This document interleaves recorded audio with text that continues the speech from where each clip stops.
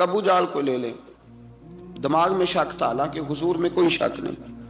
ایک دن آ کے کہنے لگا کہ بتائیے میری مٹھی میں کیا ہے؟ تو نبی پاک صلی اللہ تعالی علیہ وسلم نے فرمایا اگر میں نے بتا دیا، کہنے لگا اگر آپ نے بتا دیا تو میں کلمہ پڑھ لوں گا۔ حضور نے فرمایا میں نے بتا دینا ہے پر تو نے کوئی نہیں پڑھنا، میں بتا دینا ہے۔ کہ بتائیے، تو حضور نے فرمایا چل سودا کر لیتے ہیں، اگر جو تیری مٹھی میں ہے وہی بتا دے پھر تیرا کیا خیال ہے؟ تو نبی پاک صلی اللہ تعالی علیہ وسلم نے کہا کیا بھائی ابو جہل کی مٹھی میں؟ تو اس کی مٹھی میں کنکر تھے، کنکروں نے کلمہ پڑھنا شروع کر دیا۔ جب کنکروں نے کلمہ پڑھا، پتھر تھے وہ، انہوں نے کلمہ پڑھا۔ ابو جہل نے وہ کنکر زمین پہ پھینکے، کہنے لگا اوہو تیرا جادو تو پتھروں پہاڑوں پہ بھی چلتا ہے۔ اب جملہ کہنے لگا ہوں سمجھ لینا، ابو جہل گوشت کا آدمی تھا، کنکر پتھر تھے، پتھر کلمہ پڑھ گئے۔ گوشت پوشت کا آدمی تھا پر کلمہ، کیونکہ یہاں کیا تھا؟ شک، اس نے آگے نہیں بڑھنے دی۔ گوشت پوشت کا شخص ہو کے پتھروں سے آگے نکل گیا۔ نبی پاک صلی اللہ علیہ وسلم کی خدمت میں آیا، بلکہ وہ جو یہودی والی روایت ہے اس کے پس منظر میں بھی بعض محدثین نے لکھا ہے، اس کو بھی اسی نے بھیجا، کہنے لگا جاؤ نبی پاک سے جا کے کہو اگر وہ درخت آپ کا کلمہ پڑھے تو میں بھی پڑھ لوں گا۔ درخت، اب درخت ہوتے تو جاندار ہیں پر کلمے تو کوئی نہیں نہ پڑھتے۔ درخت سے بھی تو انسانوں سے کلمہ پڑھنے کی بات، اگر درخت پڑھے تو میں پڑھ لوں گا۔ نبی پاک صلی اللہ علیہ وسلم دور بیٹھے تھے، درخت دور تھا، اور امام سیوطی علیہ رحمہ نے لکھا ہے درخت بھی کیکر کا تھا۔ نبی پاک صلی اللہ علیہ وسلم نے فرمایا اس یہودی سے کہ تو جا کے درخت کو کہہ کہ تجھے نبی پاک بلاتے ہیں۔ فرمایا میں گیا تو پھر تم نے کہنا جادو کر کے بلایا ہے۔ احتیاط بھی کی، ہر چیز آنکھوں کے سامنے رکھی، تو جا کے کہہ کہ تجھے بلاتے ہیں۔ وہ بندہ گیا، جا کے کہنے لگا، اور امام سیوطی نے اس کو لکھا ہے، کہنے لگے اس نے نبی پاک کا نام بھی نہیں لیا، کیونکہ ابو جہل اینڈ کمپنی کو پتا تھا کہ مصطفیٰ کے نام میں بھی بڑی برکت، خالی نام بھی نہیں لیا۔ کہنے لگا درخت وہ جو سامنے بیٹھے ہیں نا وہ تجھے بلا رہے، نام نہیں لیا حضور کا، وہ جو سامنے بیٹھے ہیں نا، جاءت لدعوتہ الاشجار ساجدۃ۔ امام بوصیری کہتے ہیں درخت آیا اور سجدہ کرتا ہوا، زمین چیرتا ہوا آیا۔ کس طرح آیا؟ پہلے آگے جھکا، پھر پیچھے جھکا، دائیں جھکا، بائیں جھکا۔ یہاں بھی لکھنے والوں نے لکھا ہے کہ وہ نہ درخت اپنی جڑیں اکھیڑ رہا تھا، جب چلنا تھا نا اس نے حضور کی طرف آنا تھا تو آگے دائیں بائیں ہوا، جڑیں اکھیڑ رہا تھا۔ لیکن ہمارے استاد جب ہمیں یہ روایت پڑھایا کرتے تھے تو کہتے تھے جڑیں نہیں اکھیڑ رہا تھا، جب اس نے سنا مجھے نبی پاک نے بلایا تو اسے وجد ہو گیا تھا، وہ جھومنے لگ گیا تھا، جھوم رہا تھا، حضور نے مجھے بلا لیا، جاءت لدعوتہ الاشجار ساجدۃ۔ تو درخت آیا، اس نے آ کے نبی پاک کو سجدہ کیا، لکڑی کا بنا ہوا درخت ہے، سجدہ کیا۔ سجدہ کرنے کے بعد درخت اٹھا اور اٹھ کے اس نے نبی پاک کا کلمہ پڑھا۔ وہ جس کو ابو جہل نے بھیجا تھا نا یہودی، وہ درخت کی حالت دیکھ کے کلمہ پڑھ گیا، وہ کلمہ پڑھ گیا، لیکن یہی بے ایمان کہنے لگا ہوئے ہوئے ان کا تو درختوں پہ بھی جادو چلتا ہے۔ لا ریب فی، شک قرآن پاک میں، لیکن اگر بندے کے دماغ میں ہو اس کا علاج ہے کوئی، ادھر ہی شک بیٹھ جائے۔ میں شادی مثال دیتا ہوں کہ سامنے دیوار صاف ہو لیکن گرد اگر آئینے پہ پڑی ہو، دیوار صاف کرنی چاہیے کہ اینک کا شیشہ صاف کرنا چاہیے؟ ساری زندگی لوگ دیوار صاف کرتے گزار دیتے، ساری زندگی تراش خراش کرتے گزار، اپنی مرضی کی پینٹنگ کرتے گزار دیتے ہیں، پر اپنی آنکھ کی پتلی صاف نہیں کرتے، آنکھ کی پتلی صاف نہیں کرتے۔ کسی نے حضرت رومی سے کہا تھا حضور دنیا میں کوئی اچھا ملتا نہیں، فرمانے لگے تھوڑا رونا شروع کر تاکہ تیری پتلیاں وضو کر لیں، وضو کر لیں، وہ انہیں پتہ چل جائے کہ کتنے صاف ستھرے لوگ دنیا میں پائے جاتے ہیں۔ ابو جہل پھر آ گیا، کہنے لگا اگر آپ چاند کے 2 ٹکڑے کر دیں تو میں کلمہ پڑھنے کو تیار۔ اچھا یہاں بھی بڑی مزے کی بات ہے، اللہ نے پہلے کہہ دیا نبی پاک کو کہ ان الذین کفروا سواء علیہم اانذرتہم ام لم تنذرہم لا یؤمنون۔ محبوب یہ جن کی قسمت میں کفر ہے نا، آپ انہیں ڈرائیں چاہے نہ ڈرائیں، یہ ایمان نہیں لائیں گے۔ कंकरों ने भी कलमा पढ़ लिया, दरख्तों ने भी पढ़ लिया, सारा कुछ हो गया, और अल्लाह ने भी कह दिया कि महबूब इस बेईमान ने कलमा नहीं पढ़ना, पर हुजूर ने फरमाया ये पढ़े ना पढ़े हमने मैदान नहीं छोड़ना। जितनी दफा आएगा ना हम इसे जरूर मौजज़ा दिखाएंगे, जितनी दफा आएगा हम क्यों मैदान छोड़। आके कहने लगा जी अगर चांद के 2 टुकड़े कर दे तो इक़्तरबत इस्साअतु वंशक्कल कमर। तो नबी पाक सल्लल्लाहु अलैहि वसल्लम ने उंगली का इशारा किया, चांद 2 हिस्सों में बटा। कोहे सफा एक पहाड़ी थी मक्के में, आधा टुकड़ा पहाड़ी की इस जानिब हुआ, आधा इस जानिब। यानी वजाहत की अल्लाह करीम ने कि ऐसे ना हो कि ये कह दी वो तो ऐसे बिल्कुल शक हुआ तो मिल गया, पता नहीं मेरी आंखों पे जादू हो गया, मिला है कि नहीं मिला। जब टूटा तो हदीस पाक में आता है कि आधा चांद कोहे सफा के इधर गया और आधा तो पहाड़ी थी, चांद नीचे आया, पहाड़ी के गिर्द घूमा, आगे जाके मिला। यानी वक्फा दिया गया बाकायदा देखने का, समझने। पूरी दुनिया में जितने लोग उस वक्त चांद देख रहे थे, हिंदुस्तान तक रवायतों में मिलता है कि लोगों ने गवाही दी कि हमने चांद टूटते देखा है। जमाना मान गया, लोगों की चीखें निकल गई, लोग कदमों में गिर गए। पर वो जिसके दिमाग में शक था ना वो नहीं माना। शजरो हजर पहचान गए पर इंसान की नजरों में शक ही रहा। दुनिया में सबसे मजबूर, कमजोर, बुज़दिल, कम फहम बंदा वो है जिसके दिमाग में शक है। सबसे कम फहम आदमी, उसकी फिरासत रूहानिया जीरो है, वो एक नाकाम शख्स है। उसको किसी पे भी शक पड़ जाए, किसी पे भी। हमने देखा है जो औरत अपने मर्द पे शक करने लग जाती है उस घर का कोई इलाज ही नहीं होता। जो शिकवा करती है रोटी का, पैसों का, वो किसी दौर में मसला उसका हल हो जाता है। जो नाफरमान होती है उसका भी मसला किसी न किसी जमाने में हल हो ही जाता है। ये जिसको शक पड़ जाता है ना, शक, उसका मसला क़यामत की सुबह तक हल नहीं होता।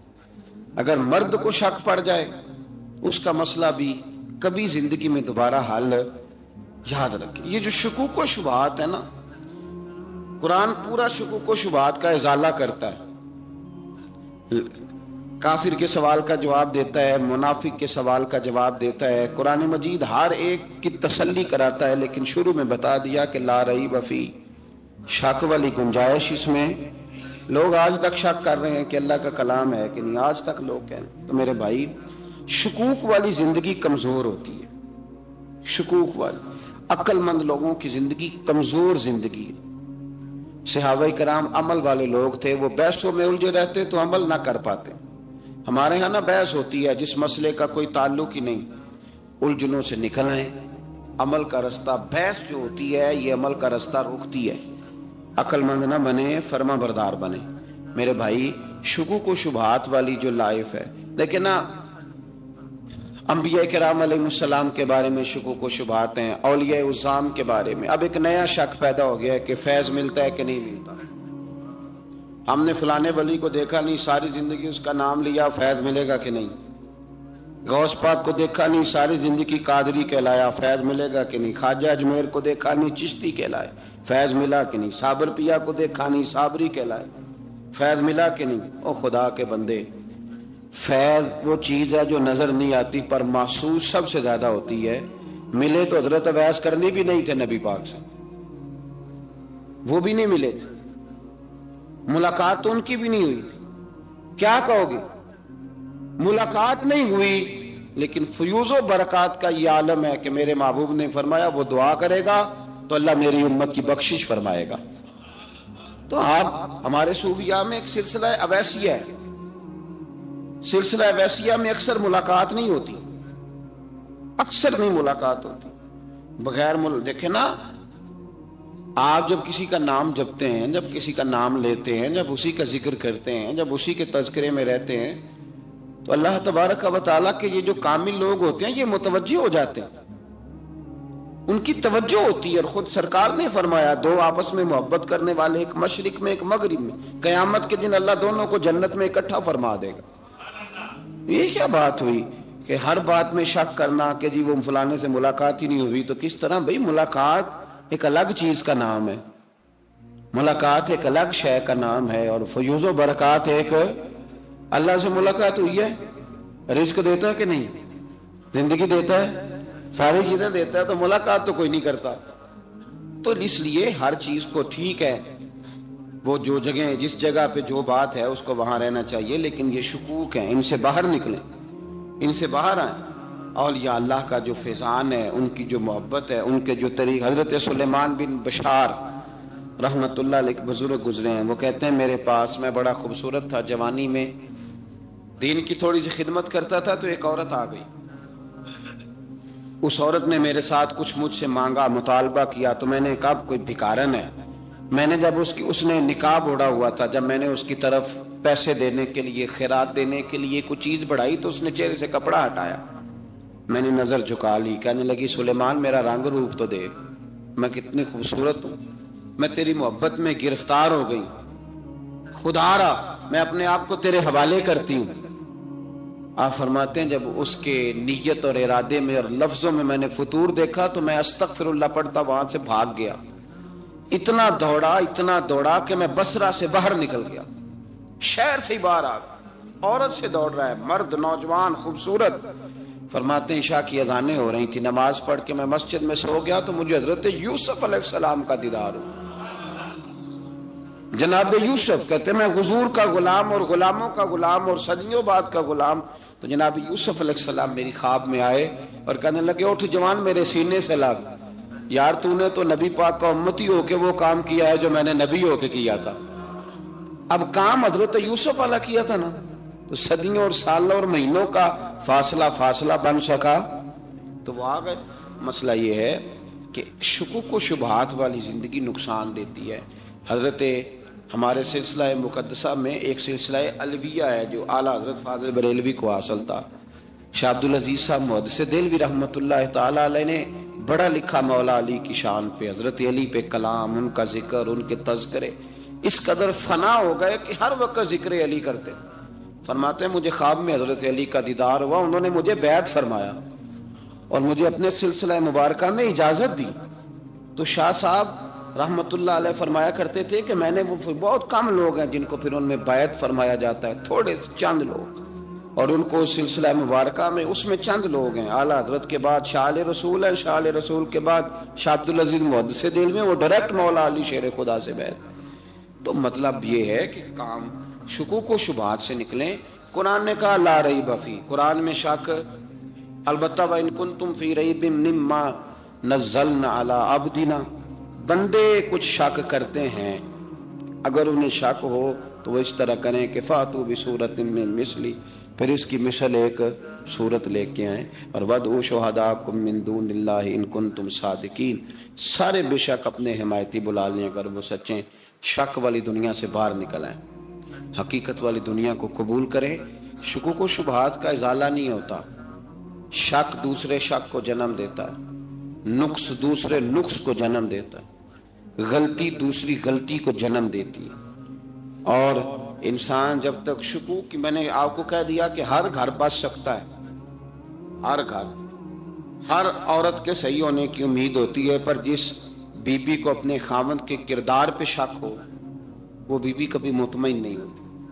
ہر گھر بس جاتا ہے، لیکن جس خاوند کو اپنے بیوی کے کردار پہ شک ہو جائے اس کا کبھی اس کے ساتھ سلوک مخلصانہ۔ شکوک والی زندگی بیماروں کی زندگی ہے، شکوک والی زندگی بیماروں کی زندگی، کمزوروں کی زندگی، بزدلوں کی زندگی۔ اس لیے حقیقت والی چیز جب تک آپ کے پاس کوئی چیز کلیئر ہو کے نہیں آتی، شریعت اسلامیہ نے بہتان کی سزا رکھی ہے 80 کوڑے، پتہ ہے آپ کو؟ جس نے ایسے ہی بہتان لگا دیا، دلیل ہی کوئی نہیں، ایسے ہی کہہ دیا کہ جی وہ مجھے شک ہے، جی انہوں نے ایسے کیا، فرمایا اسے کوڑے مارو۔ شک کی بنیاد پر بہتان ترازی کرتا ہے، کوڑے کی سزا رکھی، 80 کوڑے مارو اس ظالم کو۔ یہ شک کر رہا ہے اس کو، جب اس کے پاس دلیل ہی کوئی نہیں۔ یہاں بڑے بندے ہیں بات کر دیتے ہیں، کہتے ہیں جی وہ ایسا ہوا ہوگا، میں نے ایسا دیکھا تھا، ہوگا، کیا تھا، ممکن ہے۔ تو یہ شکوک ہے۔ اس شکوک، یہ سامنے والے کا کچھ بھی نہیں بگڑتا، اس بیچارے کا کیا بگڑنا ہے۔ یاد رکھیں بڑی خوبصورت بات یہاں حضرت عبداللہ ابن مسعود کی، آپ فرمایا کرتے تھے جب کسی بندے پر بندے شک کرتے ہیں اور ناجائز شک کرتے ہیں، اللہ اس کی عزتوں میں اضافہ فرما دیتا ہے۔ اللہ اسے شانیں عطا کرتا ہے اپنی زندگی کو بیماریوں سے نکالنے. یہ روحانی بیماری ہے شک، اس سے باہر آنا. یہ ظلم ہے، اولیاء پہ بھی شک، صوفیاء پہ بھی شک، علماء پہ بھی شک، ہر بندے پہ شک، کوئی صحیح نہیں، سارے غلط، میں اکیلا صحیح. اس شک سے باہر آ جائیں. یہ نفسیاتی مریض بنا دے گا، بے سکون کرے گا، بے قرار کرے گا. اللہ تبارک و تعالیٰ نے ہمارے محبوب کریم علیہ السلام کو دنیا میں بھیجا تو فرمایا یا ایھا الناس قد جاءکم برہان من ربکم، اے لوگو تمہارے پاس تمہارے رب کی دلیل آ گئی. اللہ تبارک و تعالیٰ نے محبوب پاک علیہ السلام کو سراپا دلیل بنا کے بھیجا. باقی انبیاء کرام علیہم السلام کے پاس بھی اپنی نبوت کے دلائل کے طور پر بے شمار معجزات تھے، اور حضور کریم علیہ السلام کے تو پورے وجود کو ہی اللہ نے معجزہ بنایا. اور نبی پاک صلی اللہ تعالیٰ علیہ وآلہ وسلم کی نبوت کی دلیلیں، حضور کے رسالت کے مستحکم دلائل جگہ جگہ آپ کو ملیں گے. سب سے پہلی چیز تو یہ سمجھنے والی ہے کہ نبی پاک علیہ السلام نے جس چیز کو سب سے پہلے اپنی نبوت کی دلیل کے طور پر بیان فرمایا وہ حضور کا کردار ہے، سیرت ہے، عمل ہے، حضور کا لوگوں کے ساتھ رویہ ہے. نبی پاک علیہ السلام کی تبلیغ کے 3 دور ہیں.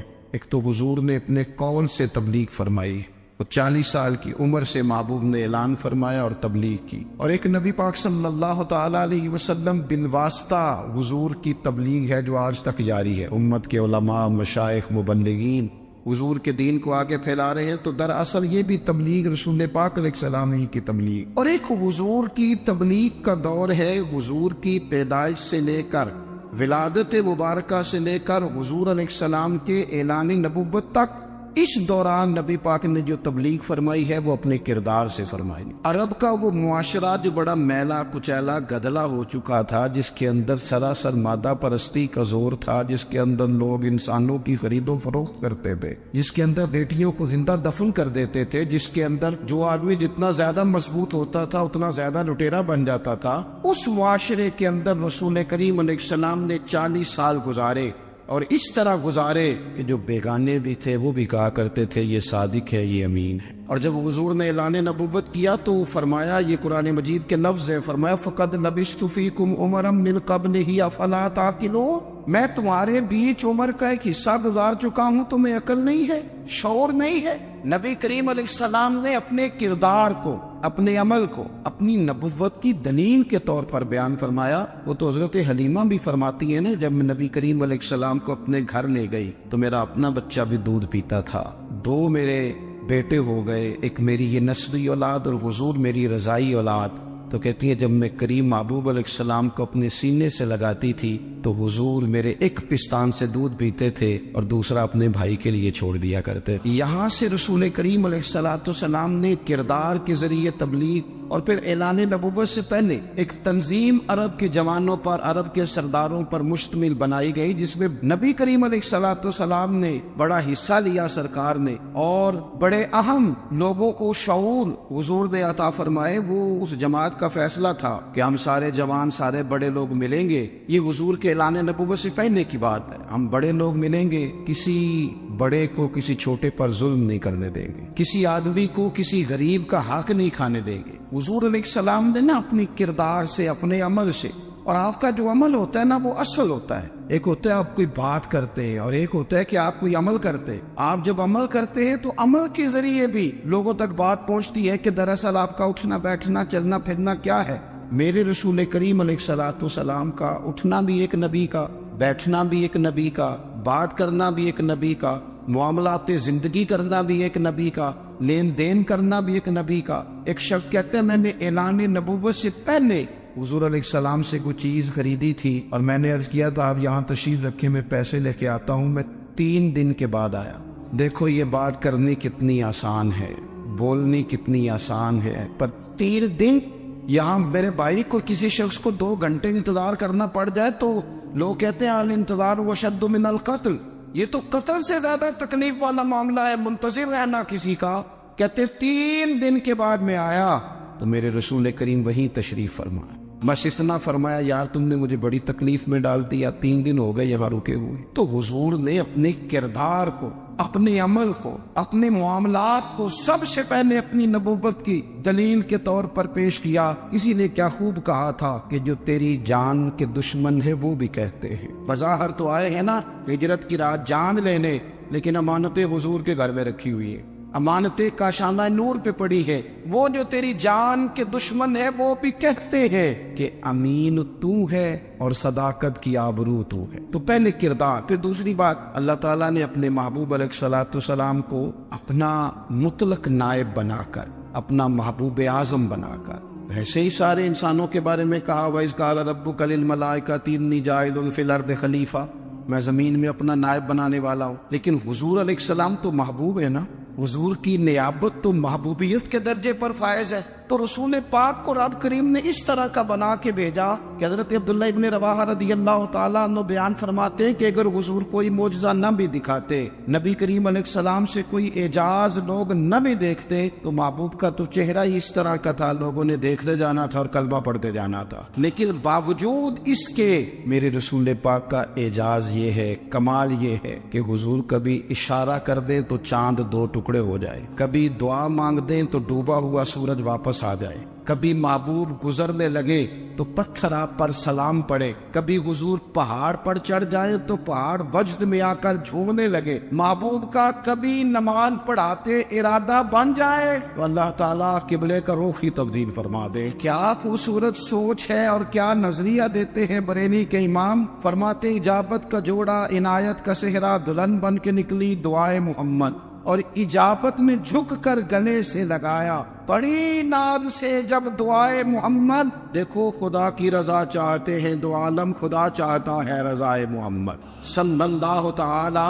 علیہ وسلم۔ اور ایک مقام پہ فرماتے ہیں نائب دست قدرت پہ لاکھوں سلام، نائب دست قدرت پہ لاکھوں سلام۔ تو اللہ تعالیٰ نے نبی پاک صلی اللہ تعالی علیہ وسلم کو جو اعجاز۔ پھر ایک اور بات، حضور امی ہے، دنیا میں آ کر محبوب نے کسی سے پڑھا ہی نہیں، میرے محبوب نے جتنا پڑھا ہے رب کریم سے ہی پڑھا ہے۔ الرحمن علم القرآن خلق الانسان، رحمان نے قرآن سکھایا پھر انسان بنایا۔ اللہ تبارک و تعالیٰ کی بارگاہ کرم سے حضور نے لیا، رسول کریم امی ہے، یہ بھی حضور کی نبوت پر ایک بڑی دلیل۔ دیکھو ایک ہوتا ہے کوئی آدمی بچپن سے کسی چیز سے شغف رکھے اور جب اس کی عمر بڑی ہو جائے تو کہتے ہیں اس کا تجربہ بڑا ہو گیا، یہ پہلے کچھ شعر کہتا تھا، کوئی ادبی جملہ کہتا تھا، تو اب اس کی یہ کام کرتے کرتے عمر بڑی ہو گئی ہے تو رسوخ حاصل ہو گیا۔ 40 سال کی عمر مبارک تک نبی کریم نے ایک شعر بھی نہیں کہا، حضور علیہ الصلوۃ والسلام نے کبھی کوئی ایسی بات، ویسے تو حضور کی ہر بات حکمت والی، لیکن جس کو عرب کے لوگ اپنے لہجے میں شاعری یا اپنے لہجے میں ادب کہتے تھے وہ حضور نے بیان نہیں فرمایا۔ لیکن جب 40 سال کی عمر میں اعلان نبوت کیا تو پھر بڑے بڑے فصیح و بلیغ، بڑے بڑے سیانے، طفیل بن عمر کہتے ہیں کہ اس شخص کو بھی میں نے دیکھا جسے بڑا ناز تھا اپنی فصاحت اور بلاغت پر، اور جب وہ حضور کے پاس آیا اور اس نے آ کے کچھ باتیں کی تو محبوب خاموشی سے سنتے رہے، اور جب وہ چپ کر گیا تو میرے کریم نے صرف سورہ فاتحہ پڑھی، کبھی اٹھتا تھا، کبھی بیٹھتا تھا، کبھی غور کرتا تھا، کبھی دائیں جاتا تھا، کبھی بائیں جاتا تھا، پھر کہنے لگا بتاؤ نا کلام کس کا ہے؟ فرمایا اس رب کا، اس رب کا، اس رب کا جس کا میں رسول بن کے آیا ہوں۔ نبی کریم صلی اللہ تعالی علیہ وسلم امی ہے، لیکن حضور نے کائنات کے رازوں سے پردے ہٹا دیے، نبی کریم نے جینے کے سلیقے بتا دیے، حضور نے ہر شخص کو اس کے مقصد حیات سے آگاہ کر دیا۔ نبی کریم علیہ السلام نے وہ فلسفہ حیات بیان کیا کہ لوگوں کو صرف جینے میں مزہ نہیں آیا، مرنے میں بھی مزہ آنے لگا۔ لوگ آگے بڑھ بڑھ کے جانیں پیش کرنے لگے، اپنی اولادیں قربان کر، جو فلسفیوں سے کھل نہ سکا اور نکتہ بروں سے حل نہ ہوا، وہ راز ایک طیبہ والے نے بتلا دیا چند اشاروں میں۔ محبوب کریم امی ہیں، لیکن حضور نے اس طرح دنیا کو سکھایا، اس طرح دنیا کو پڑھایا، اس طرح حضور نے علم کے چراغ اور دیپ روشن کیے کہ قیامت تک جسے روشنی ملے گی نا، اسے صرف دروازہ مصطفیٰ سے ملے گی، اسے رسول کریم علیہ السلام کے سارے دولت سے ملے. کچھ لوگوں نے کہا کہ اپنے پاس سے آیات بنا کے لاتے. اپنے گھر میں بیٹھ کے دعوے کر لینا تو کوئی مشکل کام نہیں نہ ہوتا, سارے لوگ ہی کر لیتے. بلکہ وہ ہمارے ایک بزرگ کہا کرتے تھے, خیالی پلاؤ پکائیے کہ وہ کدے بھی کاٹ نہ پائیے, کیونکہ کون سا پیسوں کا ڈالنا ہے, وہ زیادہ ڈالیں آپ اور زیادہ ڈالیں. بہت سارے لوگ ہیں آج بھی, کچھ لبرل ہیں بیچارے, کچھ دین بیزار طبقہ ہے, وہ کہتے ہیں جناب ہمیں تو جدید باتیں بتائیں, ہمیں تو نئے اسلوب کے مطابق لے کے چلے, ہمیں تو او بھائی سن, میرے نبی پاک علیہ السلام نے فرمایا میرا قرآن کبھی پرانا نہیں ہو, اسے پڑھ کے دیکھ, اس کی جدت کا حسن دیکھ, یہ تو کھلا ہوا باغ ہے. تو ایک دفعہ اس کے قریب آئے گا تو خوشبو ملے گی, دوسری دفعہ آئے گا تو اس سے زیادہ تازی ملے گی. ایک دفعہ پھل کھائے گا تو مزیدار ہوگا, دوسرا کھائے گا ہو سکتا ہے شکل ملتی جلتی ہو لیکن ذائقہ بڑا نرالا ہوگا. تو تو صحیح نا. جب کچھ لوگوں نے کہا یہ خود سے بنا کے آیات لاتے ہیں تو فرمایا وَإِن كُنتُمْ فِي رَيْبٍ مِّمَّا نَزَّلْنَا عَلَىٰ عَبْدِنَا فَأْتُوا بِسُورَةٍ, اگر تمہیں کوئی شک ہے اس میں جو ہم نے اپنے بندہ خاص میں نازل کیا ہے تو تم بھی اس جیسی ایک آیت بنا کے لاؤ. اور چلو چیلنج کھلا دے دیا, فرما وَادْعُوا شُهَدَاءَكُم مِّن دُونِ اللَّهِ, اللہ اور اللہ والوں کو چھوڑ دو. تفسیری ترجمہ عرض کر رہا ہوں, یعنی صحابہ کو چھوڑ دو, حضور کے ماننے والوں کو چھوڑ دو, باقی ساری دنیا کے کافر اکٹھے ہو جاؤ, ایک آیت بس قرآن جیسی لے کے آؤ, ایک آیت لے کے آؤ. ان کنتم صادقین, اگر تم سچے ہو. جوانوں سنو, کہا ایک آیت, اور یہ چیلنج آج تک قرآن مجید کا موجود ہے, آج تک. وَإِن كُنتُمْ فِي رَيْبٍ مِّمَّا نَزَّلْنَا عَلَىٰ عَبْدِنَا فَأْتُوا بِسُورَةٍ مِّن مِّثْلِهِ, تم قرآن کے مقابلے کی ایک صورت لے کے آؤ اور سارے حمایتی اکٹھے کر لو اپنے. ان کنتم صادقین, اگر تم سچے ہو.